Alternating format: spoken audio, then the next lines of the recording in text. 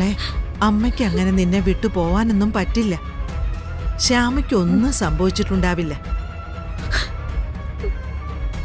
മുത്തശ്ശി ഇത് വെറുതെ നിന്നെ ആശ്വസിപ്പിക്കാൻ പറയുന്നതല്ല. ശ്യാമ നിന്റെ മുമ്പിലേക്ക് തിരിച്ചു വരും, ഒരു കുഴപ്പമില്ലാതെ. കരയാതെ. മോളെ, ഇതൊന്ന് കുടിച്ചേ. എത്ര നേരം ഇങ്ങനെ കിടന്ന് കരയാൻ തുടങ്ങിയിട്ട് തൊണ്ട പറ്റിപ്പോവില്ലേ? അമ്മേ, ഒന്ന് കുടിക്കാൻ പറയാമേ. എഴുന്നേക്ക് മോളെ. മോളെ എഴുന്നേക്ക്. വാ. കുടിക്കും.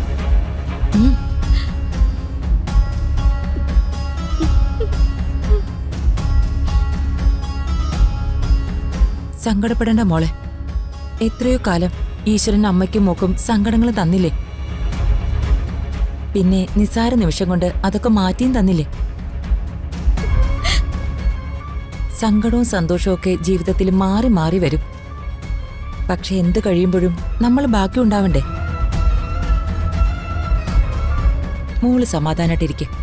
അമ്മയ്ക്കൊന്നും സംഭവിച്ചിട്ടുണ്ടാവില്ല. ഞാനും അത് തന്നെയാ പറഞ്ഞോണ്ടിരുന്നേ പത്മിനി.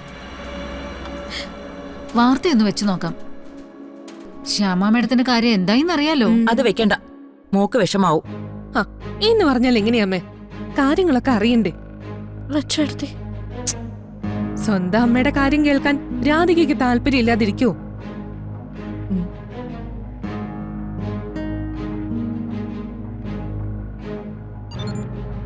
ഒരു ദുരൂഹ സാഹചര്യത്തിൽ കാണാതായ ഗായിക ശ്യാമയുടെ അന്വേഷണം പുരോഗമിച്ചുകൊണ്ടിരിക്കുകയാണ്.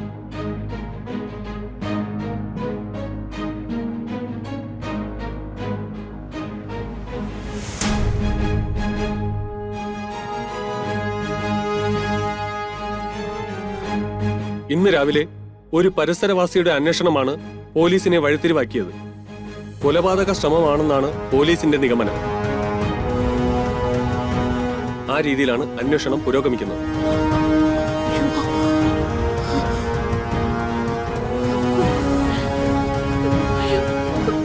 മോളെ കരയാതെ.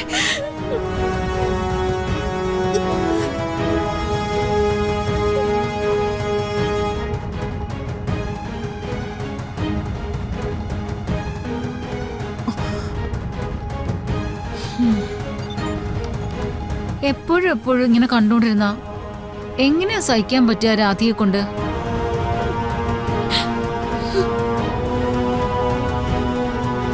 കുറച്ചു കഴിഞ്ഞിട്ട് വിവരം അറിയണമെന്ന് വെച്ച് നോക്കാം. അത് മതി ചെറിയമ്മ. എന്തായാലും കായലിലുണ്ടെങ്കിൽ ഇന്ന് വൈകുന്നേരത്തിനുള്ളിൽ കിട്ടും അല്ലേമേ?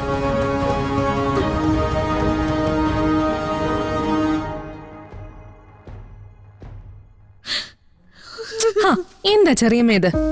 രാധയ്ക്ക് ഇരിക്കുന്ന കണ്ടില്ലേ? ഓ, സാധാരണ ഇങ്ങനത്തെ കാര്യങ്ങൾ കാണുമ്പോ അറിയാതെ പറഞ്ഞു പോകുന്നതല്ലേ.